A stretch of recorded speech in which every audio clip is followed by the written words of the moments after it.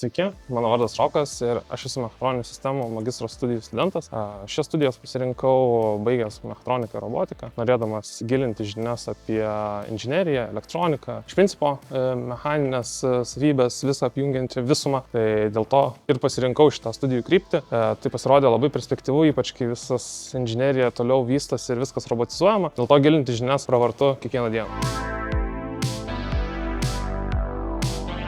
Kokie, pavyzdžiui, būtų privalumai paimtas mechatroninės sistemos, kaip tu manai? Tai gal pagrindinis privalumas yra, kad tu sužinosi daugiau jau tokių fundamentalių dalykų apie pačias tas sistemas, sužinosi, kaip tai veikia ir jeigu kiltų darbe, pavyzdžiui, iššūkių, kaip suprogramuoti kažką arba kaip tinkamai naudoti programą, tu žinosi, kaip ta programa veikia, na ir kokių netikslumų gali atsirasti.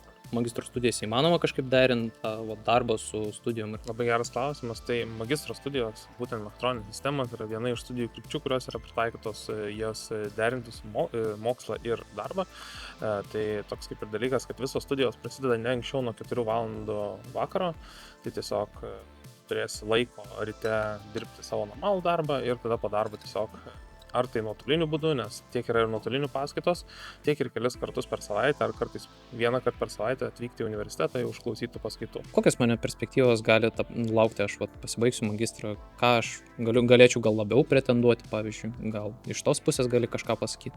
Universitetas ir universitetinis išsilavinimas visą laiką ugdo aukščiausios grandies specialistus, vadovus, skyrių vadovus, tai visą laiką galėsi pretenduoti į aukštesnes pozicijas, turėsi žinių bagažą didesnį.